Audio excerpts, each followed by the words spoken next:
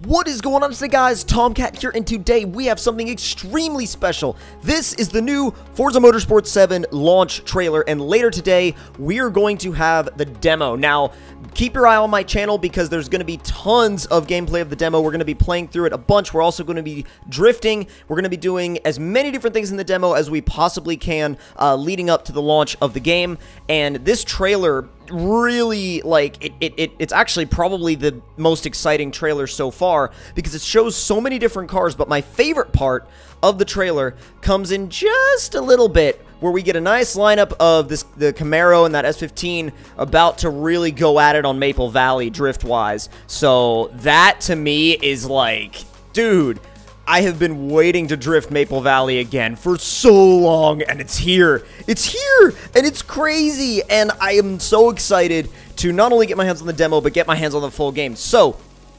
also, gratuitous donuts from a Huracan. I'm totally okay with that. GT2 RS looking crazy through a bunch of different environments, and honestly, like, there's so many cars. Like, everything in this trailer everything that is in the game gets represented in this trailer. The V8 supercars, the exotics, the tuners, the touring cars. But without any further ado, let's go ahead and get into what I wanted to talk about in relation to some of the specific parts of this trailer that I really wanted to break down for you guys.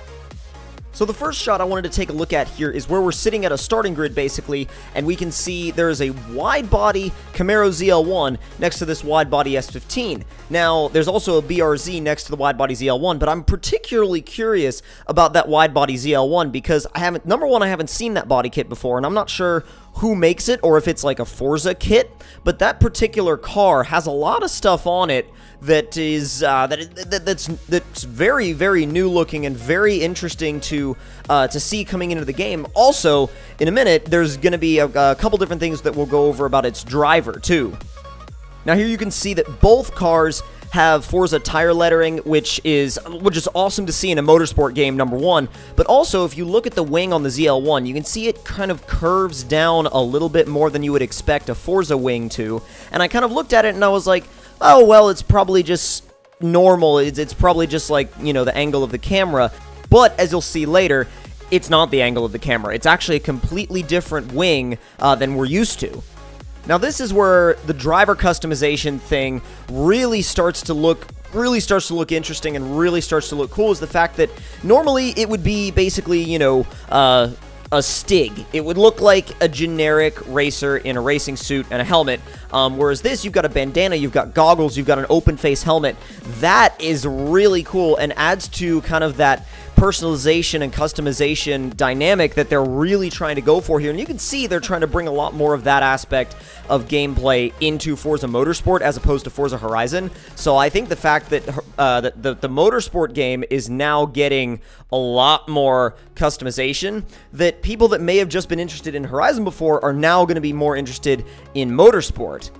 And switching back to the other side of the car, while really looking into the other car, looking into the S15, you can see we're dealing with much more of a generic racing suit, racing helmet, that kind of like professional racer type look, as opposed to almost like a bandit style that we're seeing on the other side with the bandana, the goggles, the open face, that kind of thing.